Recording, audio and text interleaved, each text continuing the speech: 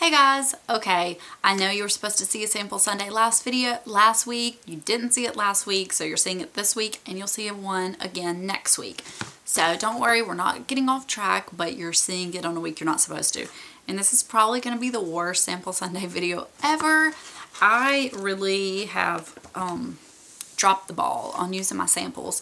I have just been trying to really go back to basics with skincare and use up a few products that are like on their last legs and stuff, so I haven't really been reaching for my samples, which next week it will be better, I hope. So anyways, I have 3 samples for you right now, but at least one is really good. Okay, first off, I have the Nug face mask. I got this in my Allure Sample Society box. I think they gave me 3 of them, and this is the first one I've used. This says deep cleansing cucumber extracts and jojoba oil for an ultra clean, shine free look and feel. I didn't really like it. It comes in just this little, let me take it out of the Ziploc bag. It comes in just this little pod, and it had enough for me to do 2 uses, 2 applications. And I don't put it on my rosacea patches unless it's something that's like really soothing and smoothing for the skin. I didn't really feel like it did anything, and it's a lotiony feel, and I've come to find out that I really dislike those kind of masks because they're really annoying to remove. They're kind of hard to remove because they're just stuck to the skin. So I didn't like that. I don't know if you've used those and you liked the others and not that, tell me, then I'll be more apt to use the other ones. Okay. This is the Makeup Forever Mist and Fix Little Setting Spray. This is the last of my samples. I kind of equate this to the MAC Fix Plus. It works pretty much the same way. The first one I had, the sprayer was awful. It would spray out like 3 drops. And so it was just like, ooh, a big wet spot on one side of your face. The second one, it was such a fine mist. So I would do it like when I was done with my makeup all over to kind of give it like a little bit more of a dewy, glowy look. And then a girl here on YouTube, Curious Sparkles, she did a get ready with me a while back, and she sprayed her foundation brush before she blended in her foundation, and I asked her why she did that, and I don't really remember the exact reason, but it basically helped the foundation spread more, kind of gave it a sheer look and just made it look better. So she, I think, had used the Mario Badescu to do that, which I've since started doing, but that was something I already had, by the way, but I had a few of these, so I was like, let me just try that. So I did that one Sunday, and I loved how it worked. I have to say, I think I might have liked this for that issue even more than the Mario Badescu.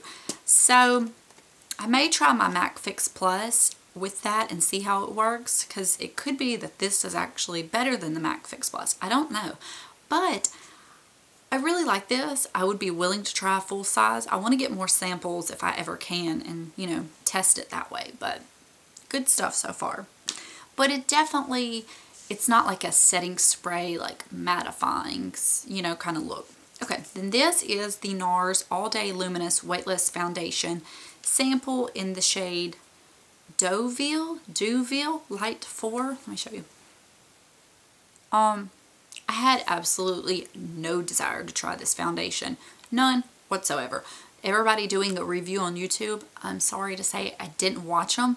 I just had no interest in this because as far as coverage, the Kat Von D Tattoo Locket has the best coverage, and I'm trying to use up so many foundations that I'm really not in the mood to get enabled into anything else. And I had got a Sephora, I had placed a Sephora order. I don't know when it was. I don't even know what I got. It could have been that Urban Decay eyeshadow. Anyways, and this was a selection, and I said, let me just get it. So one day I decided to try it. I'm trying to think if I filmed a video. Yes, I did. I think it was my clothing haul that you saw recently. I think it was that one. If I'm wrong, I'll mention it down below. I loved it. It was amazing. It is the consistency of pretty much water. It is so thin that the first time I don't know what I did. I might have used my fingers, and I applied a little, and I didn't feel like it covered enough, so I went in with my fingers and applied a little bit more. I might have applied a little too much, and like I have some dry patches in here, and it did definitely cling to that.